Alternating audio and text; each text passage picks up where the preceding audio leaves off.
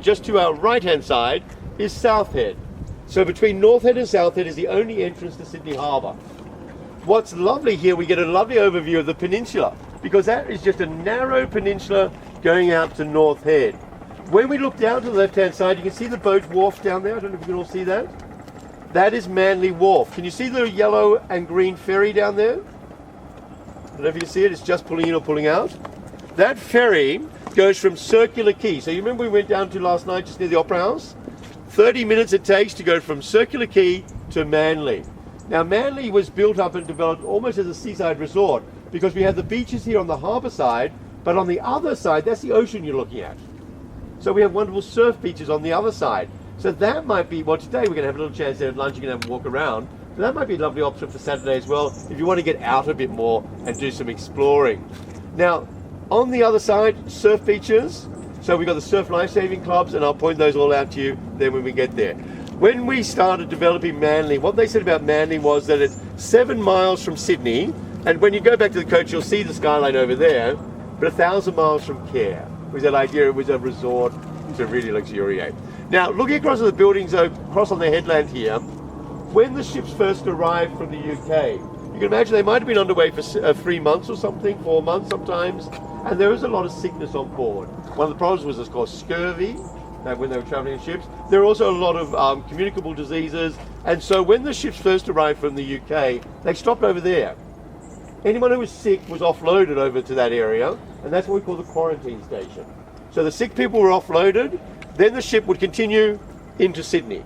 So hopefully not to bring the disease into Sydney. So the quarantine station has a dreadful history. All the sick and the dying were dumped there, and it's a wonderful ghost tour. If you like ghost tours, that's one of my favourites.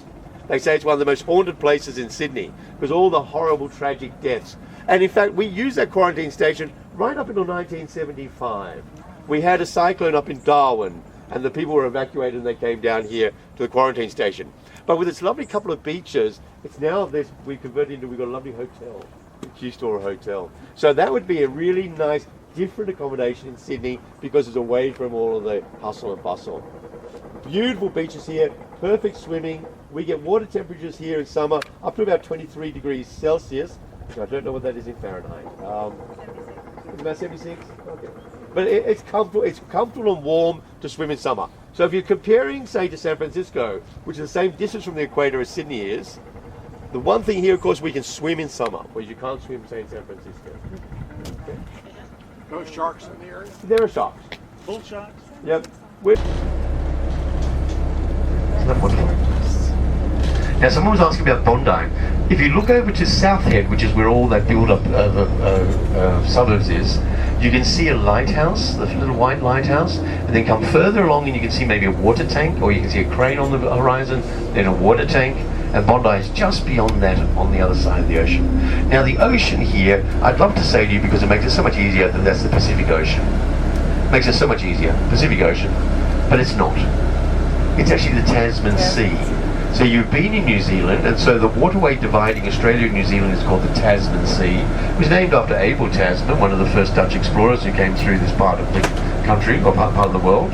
And so the Tasman Sea connects or divides New Zealand and Australia. And it actually comes all the way up to Sydney, and about another 50 miles further north, you reach the South Pacific.